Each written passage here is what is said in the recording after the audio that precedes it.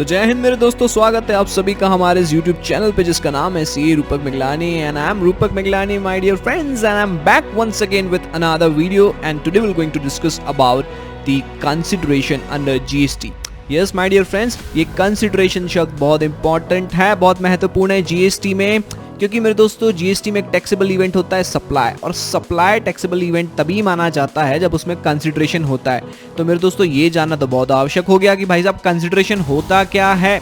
Yes, so my dear friends, today we're going to make an analysis of the definition consideration under GST. So let's proceed further my dear friends, let's proceed further and discuss about the consideration.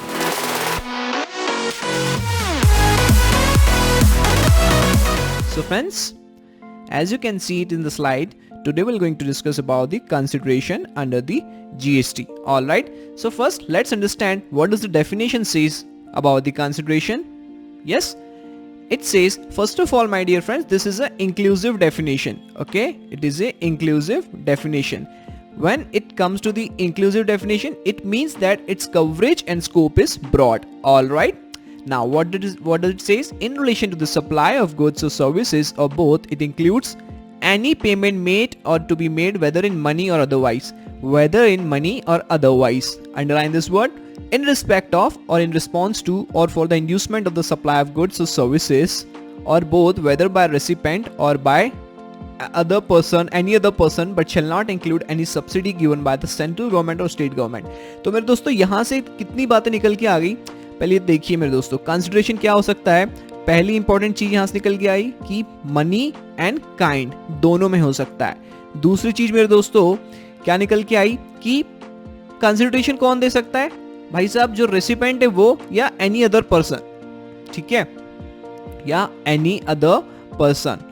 Second thing, ठीक है, second important thing. Third thing is that it does not include subsidy. ठीक है, subsidy include ये नहीं करता है। ठीक है, चलिए आगे देखते हैं। और आगे लिखा है मेरे दोस्तों, the monetary value of any act और फॉरबिडेंस। ठीक है, फिर वापस वही सब्सिडी और जो हमने पढ़ चुका है वही बातें लिखी हुई है। तो फोर्थ इंपॉर्टेंट पॉइंट जो निकल के आ गया मेरे दोस्तों, monetary value of any act और फॉरबिडेंस जो है वो भी कंसिडरेशन में आएगा।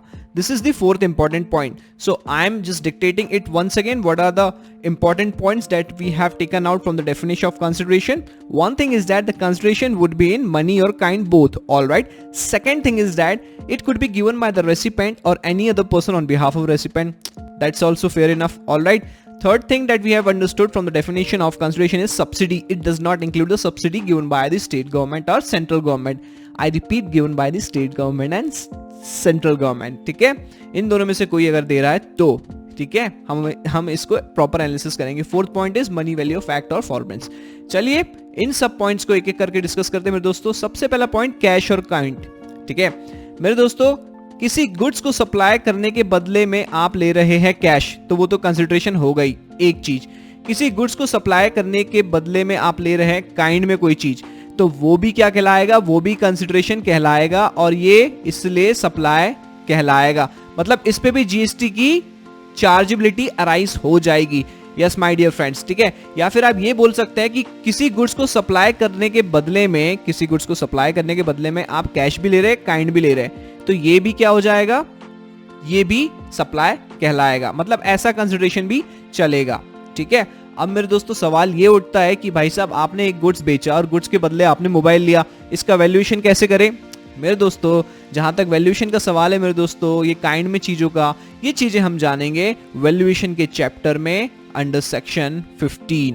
ऑलराइट, सेक्शन 15 में वैल्यूएशन में हम ये चीजें डिटेल में जानेंगे with the help of valuation rules and other sections given under section 15 subsections. Alright, we're going to understand this कि how to value the things which is given in kind.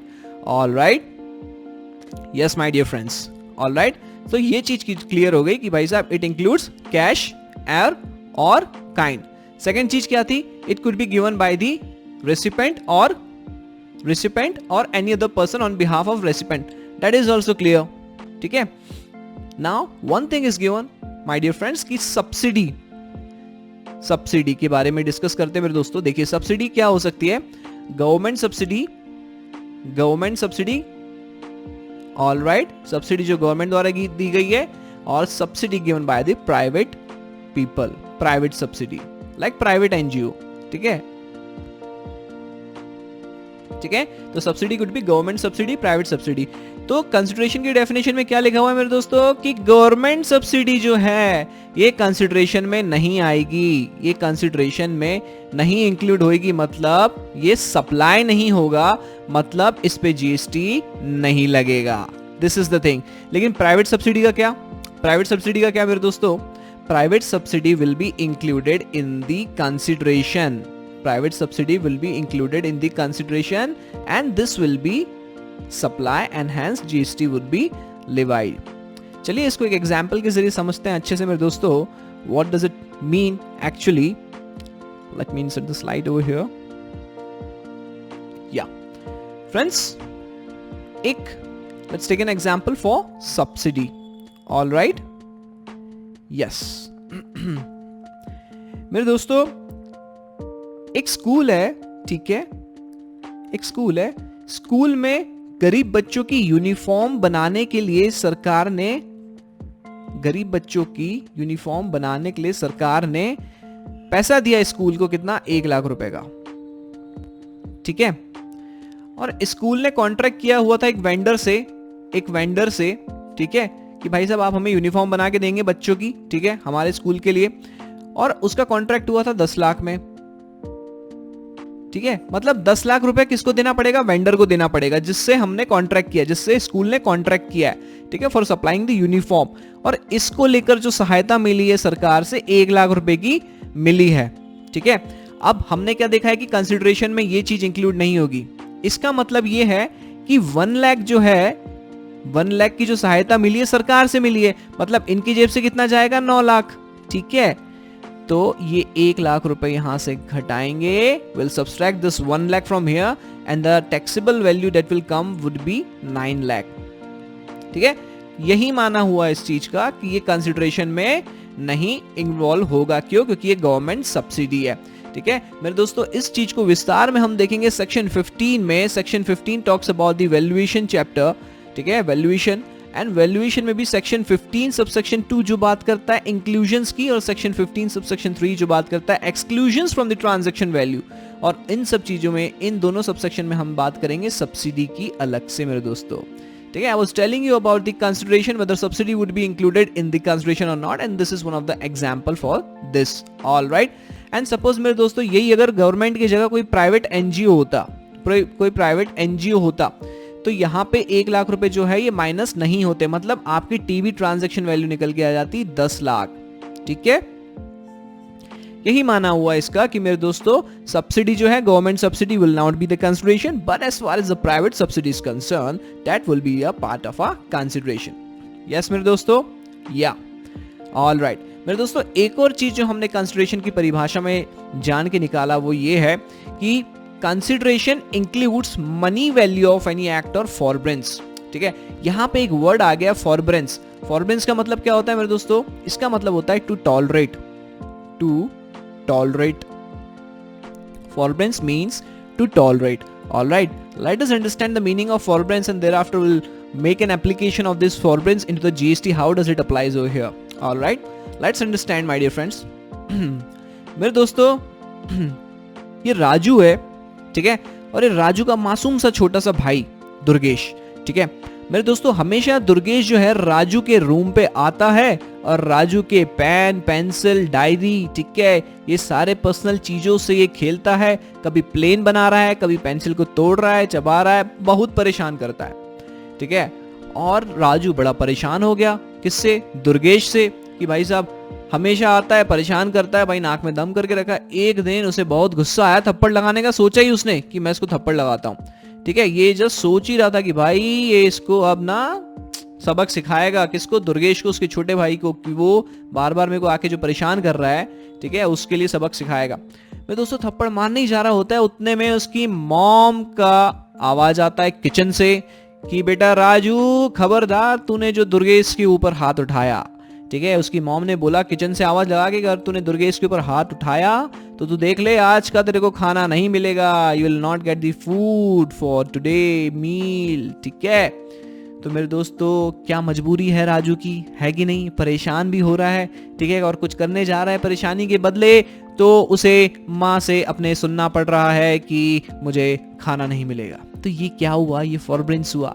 Raju क्या कर रहा है? झेल रहा है। किसको? अपने छोटे भाई को, दुर्गेश को। आप सभी के साथ होता होगा मेरे दोस्तों, कभी ना कभी आप छोटे भाई को नहीं तो किसी और को सहन करते होंगे। बड़े हो गए तो किसी और को सहन करते होंगे। I understand. All right my dear friends, so this is the meaning of forbearance. और आप पूछेंगे दोस्तों कि सर इसका जीएसटी में एप्लीकेशन कैसा, आइए समझते हैं। चलिए, इसमें जीएसटी का माना कैसा हुआ मेरे दोस्तों, चलिए अब इसे एग्जाम्पल के जरिए समझते हैं। Raju sales goods to the Katrina Limited. मेरे दोस्तों राजू गुड्स सेल कर रहा है कैटरीना लिमिटेड को, ठीक है। ये गुड्स देखो, ये गुड्स सेल हो रहा है।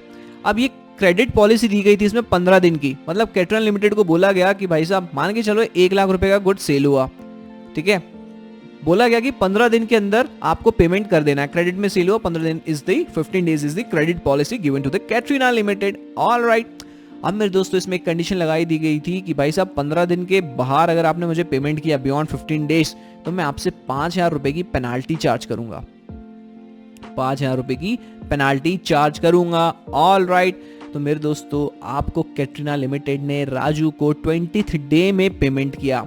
कब पेमेंट किया? 20th डे में। तो मेरे दोस्तों ये देखो 15 तक तो अलाउड था, 15 से 20 मतलब 5 दिन ये क्या कर रहा है? राजू कैटरीना को झेल रहा है, और ये झेलने के बदले क्या ले रहा है? 5,000 रुपए ले रहा है कि नहीं ले रहा है कि नहीं? यस और नो? तो आ जाओ। What is forbearance? What is consideration? Money value of any forbearance. किसी को झेलने के बदले भी आप कुछ पैसे ले रहे हैं तो वो भी क्या होगा? कंसिडरेशन, ठीक है। मतलब ये जो पेनाल्टी है ना मेरे दोस्तों, ठीक है, 5 दिन पेमेंट लेट करने की, ये भी क्या होगा? कंसिडरेशन। वापस से हम इसे विस्तार में मेरे दोस्तों section 15 subsection 2 and section 15 subsection 3 में समझेंगे, जहां पे वैल्यूएशन की बात होती है मेरे दोस्तों under GST. All right. So yes my dear friends, this was the discussion about the consideration. Let us quickly recap कि हमने क्या क्या जाना consideration को लेकर। मेरे दोस्तों 3-4 चीज निकल के आई कि भाई साहब पहली चीज तो consideration can be in cash और kind, okay. Second thing subsidy के बारे में हमने समझा कि गवर्नमेंट सब्सिडी जो है वो इंक्लूड नहीं होती है कंसिडरेशन में, ठीक है।